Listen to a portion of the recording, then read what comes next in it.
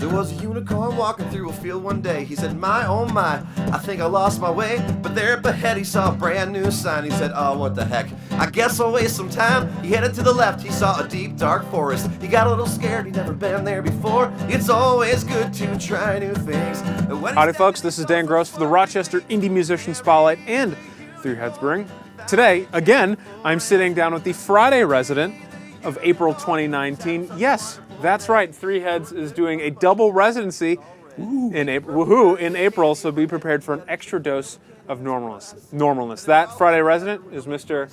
Matt Stevens. So he gave us a great preview of the kind of electricity we can see when he was the lead singer and then for something like that for Ben Rossi's 35th anniversary of the album Sports. He was taking it away on that, so we're really looking forward to it. So, thanks. Matt, thanks so much for your time, absolutely. brother. Thanks for having me. Of course, tell us a little about yourself. Are you a Rochester native? No, I am not a Rochester native. So this is going to be my outing, I think. I'm in one of my bands that I'm in. The guys in the band consistently try to figure out where I'm originally from, and I have not yet told them. Uh-oh, this is the big reveal. This is it. I'm from a town in the southern tier called Montour Falls, New York. Okay. And it's right by Watkins Glen, in that area. That helps. Yeah. We have one southern tier person here, Johnny Nixon, who's helping out on camera, so he knew. Yeah. Most of the rest of us might not have known, so we appreciate the geography help. Okay. Yeah. Tell me about growing up. What were some of your musical influences? Sure. Well, my parents consistently tell the story about me coming home in second grade after my first general music class that I ever took, telling them that I wanted to be a musician for a living.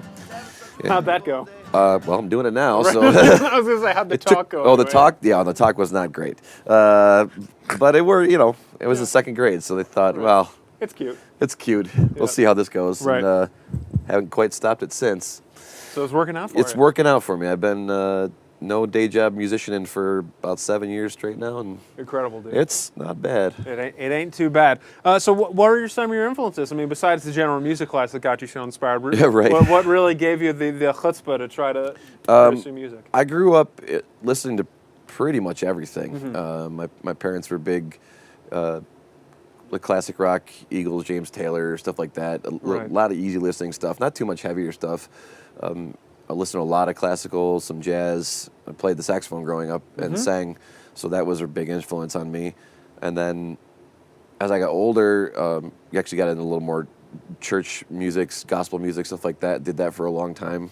And then got into more, which was a big thing in the 90s, hardcore punk, ska, big ska guy. Ska. Wow. That ska scene in Rochester, man. Well, I wasn't here. No, I know, but I'm saying we can relate to that. Yeah, absolutely. And so I did end up being in a ska band when I was older in college. When I was up here, moved up here when I was about 15. So it was a very eclectic group of things that I was listening to and trying to play, and never really thought about writing or being in bands until I moved up to Rochester, actually, and then started heading down that path a little bit. Yeah. So was it the Rochester music scene that really got you? No, it was kind of by accident, actually. So this is going to tie into your show, actually, because one of your former interviewees, Daniel Bennett. Yeah. A Daniel Bennett reference. Yeah. I am so happy. Yeah. No kidding. So we were in high school, and I remember I didn't know him, and I was walking with a friend of mine. Down in Lima, where we both lived. He lived in Huntington Falls, and I lived in Lima. I was walking with a friend of mine, and he was like, "Hey, are you Matt Stevens? You that Matt Stevens kid?" And like, "Yeah, who are you?" And he's like, "I'm Daniel Bennett. What's going on?" Except I called him Dan at the time, even though he hated it. Yeah, I was going to say he's not crazy. No, he's not crazy about it. So he said, "So and so told me you play bass," and I was like, "Sure." I didn't really, but I was like, "Yeah, sure, I do, absolutely." He's like, "Well, me and my buddy Jerry, we got this band we're trying to put together." I'm like, "Great, who's in it?" And he's like, "Me and him, I scream and he does keyboards." Wow. And it was that's the most Daniel Bennett thing I've industrial ever heard. hardcore band thing and he's like, we want some bass to kind of beef it up a little bit. That band played zero gigs. Can't possibly imagine. But then we turned it on its head. He started playing guitar and saxophone, which we both played saxophone. I ended up playing saxophone in college together, actually.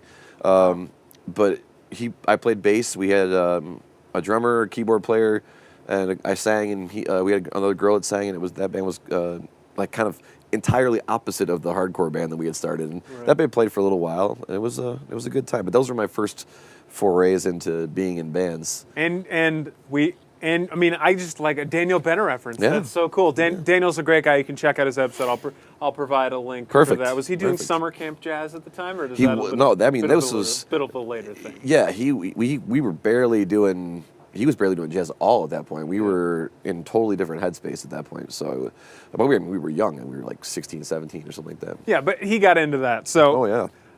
We love you, Daniel, but we're here to talk about Mr. Matt Stevens here. So you said you've been a full-time gigging musician for the past 7 years. Yeah, just about 7 years. Man, tell me, like, what was like the moment? Was there a moment where it clicked? You said like when you were really young you wanted to, but was there a moment when you knew like, oh, I can really do this, and this is a absolutely. thing? I got lucky in the fact that I have a very supportive wife who is also a musician, and she understands what I'm going through. And it was never her ambition to do it for a living, but she understands the idea behind what I was trying to do. And I told her, things were happening. Some bands I was in were ramping up at the time, and I thought to myself, this could be a legit shot. I could really take a shot at this and make enough money to figure it out. And so she was gracious enough we sat down and figured out what bills I would need to cover if we were going to do this, figured out how much money that was, and then she said, I'll give you 6 months to make half that on a regular basis.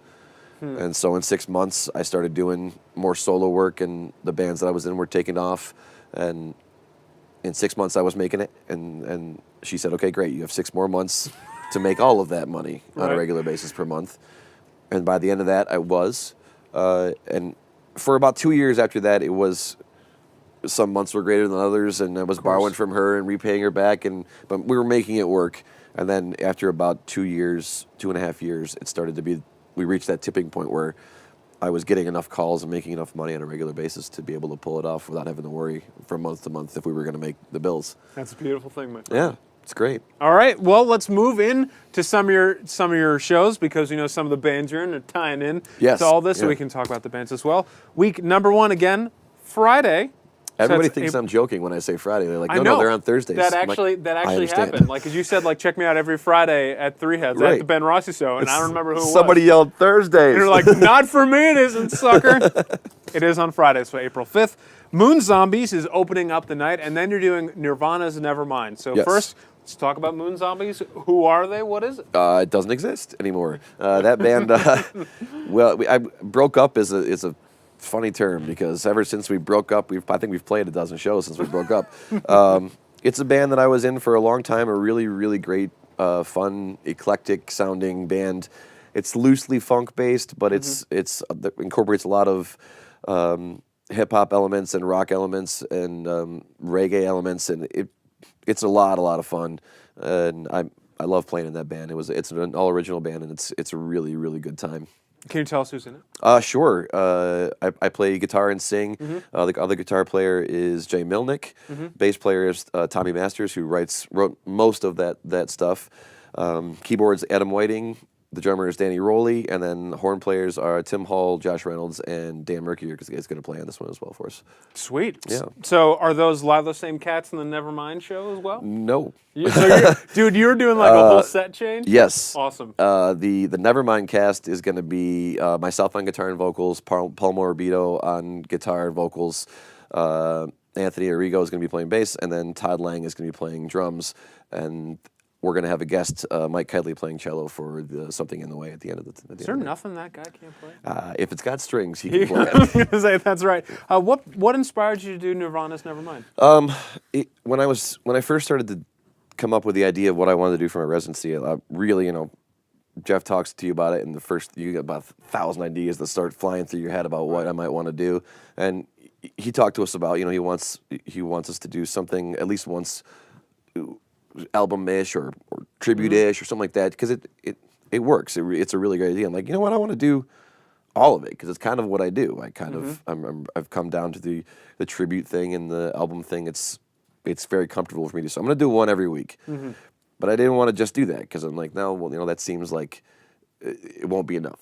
Right. So I decided to do every week one of my bands and an album, Perfect balance. Sure, if you want to lose your mind, yeah, it's Well, you haven't lost it yet, so No. you're doing. I mean, we won't exactly reveal when we shot this, but you haven't lost it yet. So Right, You're yeah. in a good place. So, what about that album, Nevermind, spoke to you? It was a very pivotal album for me, as it was for a lot of kids of a certain age in the early '90s. I was in eighth grade when it came out. No, seventh grade when it came out, and it was huge. I mean, it was the biggest album in the world. It kicked Michael Jackson off the top spot. You know, that's the famous story. It was just a huge album for me, and then a couple years later when Kurt died, when I was a freshman in high school, that was. I don't know if you can be more impressionable than when you're a freshman in high school, and that was a huge moment in everyone's life. So it still holds a big place in my heart. And to be able to pull it off is going to be a lot of fun. Absolutely. Moving on to the next week's, that's Friday, April 12th. Friday. I don't think we can say it enough that there are residency shows on Friday in April. So that's the 12th. I think I'm the first one, and I think the only one at this point. You right? are the first and only right now. That's right. How does it feel This good? guy Does it feel good? feels pretty good. Yeah, I was gonna say we got to get you like a championship belt that says like Friday. I know this is in Cumberbund range, but I can't really like stand up and show you where the bell range is. But it'll be like a big old. I'm just going to start calling myself the Friday resident. I like that. That's good. Yeah. So on the 12th, Alanis Morissette's Jagged Little Pill is actually opening. So this is the first show where the album is opening, and then after that, you're doing dial up. So why don't you first talk to us about Jagged Little Pill? I'm cheating because there's a lot of people in this band, and I want to make sure I don't forget anybody. That's allowed on the Rochester. I like it. So yeah, we're opening this one with the album. Mostly because it's going to lead into what dial-up does, and we'll talk about that in a second. But on vocals is actually my wife, Allison Stevens, is going to be singing the Alanis part, and Janine Mercandetti. I have to make sure I say that right, Mercandetti. She's doing. There's a ton. What people don't. If you go back and listen to the album, there's a ton of like contrapuntal vocal stuff that's happening over the top of the main lines. It's everywhere throughout the album. So we got a really badass another female singer to be able to pull that off. Yeah. I'm playing guitar and doing vocals. John Sheffer is going to be on guitar for this one. My buddy Joey Salcetti is going to be on keyboards. Tommy Masters is playing bass. Dan Murky's going to play harmonica actually on that one. Whoa, Dan Murky's pulling a Chuck Murky? Yes, he is. Dan Murky's pulling a Chuck Murky. Exactly. It's only because I'm like, come on, dude, I need you to be involved in this. So he's going to do that, and then Danny Rowley is going to be on drums for that one. Perfect. So why'd you do that album? Like, what about that one really? Honestly, I really wanted to do an album to feature my wife. She's a huge part of my life, obviously, and the talent in the family by a lot vocally. She's every time we go and play somewhere, like, I know you sang, but man, your wife is amazing. I'm like, I know, like, you don't have to tell me about it. So I really wanted to do an album that featured my wife, and when I came up with a couple ideas and I presented her with this one, and she's like, oh my gosh, I would love to do that. It was a huge album for her, as much as it was for me. I mean, that album took over like the whole summer when that came out. So that was a big deal. Yeah. So talk to me about Dial Up. Dial Up is a band that I'm in with all those people. Well, except for Taylor Smith will be on keyboards and Dial Up. It's a band that I play in now. It's all 90s covers. Boy, that band is a lot of fun. Holy cow. And the talent in that group of people is just amazing. Yeah. So that it'll be a really nice trend. You got something you can think, sink your teeth into, and then it's just a rip-roaring party. Yes, exactly. That's what we're doing. And honestly, when I'm going to give a little three head shout out here. We were as far as I'm told, after Danielle Ponder, which is an obvious one in the beginning, we were the first band to sell out that room. And that felt pretty good. That does feel. It's like Danielle Ponder is one of those things like in all NBA records, they just sort of forget Wilt Chamberlain. Right, yeah. He doesn't count. There's Danielle and then all the rest of us. Exactly, and I think we are all okay with that. Week after that, again, Friday, April 19th, you're doing your own solo project first, and then you're doing Green Day's Dookie. So first, tell us about your solo stuff, man. So it's going to be, I haven't done my straight up original stuff in a long time, and I wanted to just take a week, and at least the first half of the night is going to be more intimate, a more intimate setting, kind of a broken down. It's just going to be me and a guitar, and then Mike Headley's actually going to join me on fiddle for some of that stuff too. So awesome. That'll be a really nice chance for me to play songs that I've written throughout the years that I don't really get a chance to play any other projects. Yeah, and talk to me about Green Day's Dookie for. So Green Day, well, first of all, it's the 25th anniversary of that album. That just happened in February, so that's going to be a nice thing. But this album was, like I said, when I was growing up, punk and ska and hardcore were huge influences on me. And this was just one of those albums where, you know what, when I was trying to think of what to do, I was in a a bus on the way to a gig with a band that I was in, and the guy was driving was playing this album, and every song that came out, I'm like, oh, I remember that one. And the next song would come out, I'm like, oh man, I remember this one. And they weren't the hits necessarily, but I knew every song in that album, and I didn't realize how much that album meant to me until he was playing it, and I decided we're going to do it. Who's on that band? So me and we're doing a straight 3-piece on this one. It's going to be a lot of fun. Nice. So me on guitar and vocals, Eric New on bass and vocals, and then Alex Piquetto's playing drums for us. I like that you're bringing a lot of different cats on this. So it'll be a good chance for the Three Heads crowd to see some I was cats. very deliberate in not doubling anybody on any of the albums. So I'm the only person playing all 4 albums. All the rest of the album bands are specifically different people. That takes some forethought, my friend. It did. It was actually way harder than I thought it was going to be. and you still have your brain intact, too. The final Friday, so that is April 26th, you're starting off the project you've just called To the Gin Mill. Right. And then after that, you've Radiohead's The Bend. So tell us To the Gin Mill, if you got any info for us. I do, a little bit. It doesn't exist. So this is a Glad project. you're upfront about it. Yeah, no, I mean, I've been pretty open about it. This is a thing I wanted to do and try to create some original music specifically for this residency. Awesome. Awesome. And it may go on after that. I think it probably will. But the idea is it's starting off as a duo, and it may get bigger after that. But I really wanted to do a project where the majority of the music that you're hearing is pre-tracked, pre-recorded stuff, and we're layering live stuff on top of that and vocals, and then the biggest part of the whole thing is the show, making a show out of this performance. Because I was talking to my friend about this, I'm like, really, like, he used to send us. It's actually Tommy Masters, who is from Moon Zombies, who wrote most of the music we played in Moon Zombies. When he would write, he would send us these tracks, and they were just electronic versions of what he had in his head, and we would kind of translate them to live instruments once we started doing it. And I really just liked the way they always sounded in the kind of like in the cheesy dirty MIDI soup. sound. Yeah, and I'm like, these sound really good. And he was writing on this software that's nothing special. It's not like this high-end writing software or whatever. It's the cheap, probably even free version that he found somewhere, but it sounded so cool to me and so unique. And I'm like, why don't we just do this? Why don't we just take what you're writing on this program and play it, and then we'll layer it, make it thicker a little bit, and sing over that, and just make a fun show out of it. So that's what we're going to try to do. Perfect. And then Radiohead The Bends. We actually talked a little bit about this before the camera was rolling. This actually took a while for the first Radiohead tribute cover show to come up on this. As we discussed, it's a little challenging as well. Sure.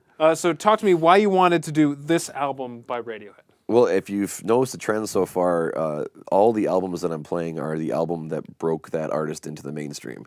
So Nevermind was what broke Nirvana, as everybody knew about. Jagged Little Pill broke Alanis. Dookie broke Green Day into the mainstream, and The Bends was kind of the album after.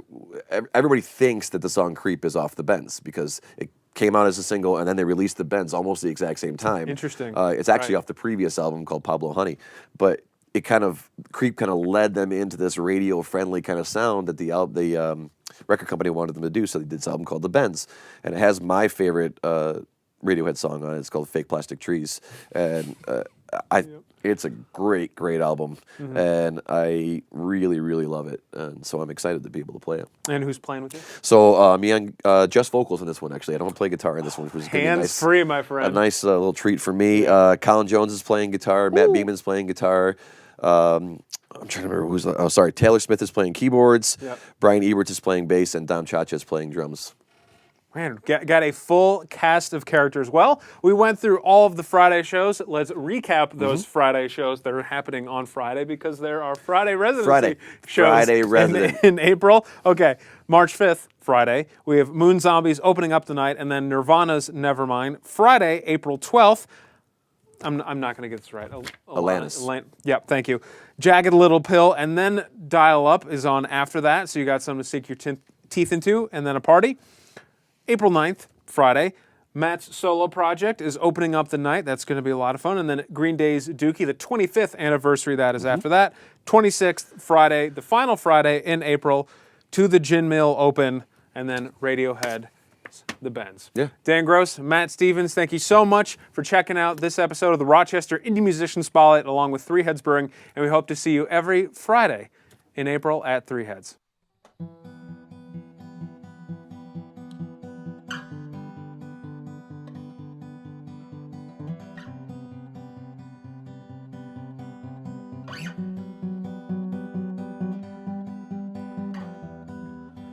No, you think I've had it easy.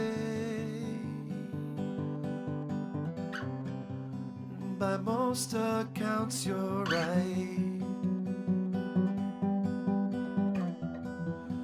Every time I think back on all the times that I have lost, I see the things that make me cringe, that make me weak, that make me want to change my life.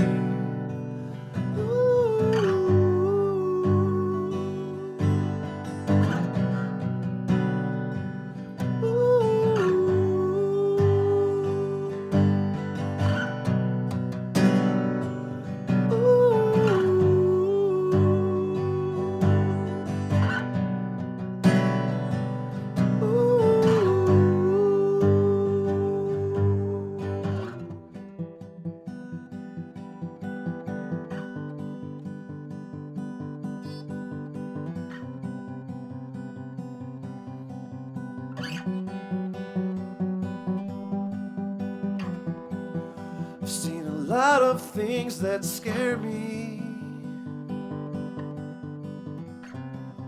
and I've tried to face them all. And every time I stand up to what I see and what I feel, I take one step closer to everything that I want and everything that I need.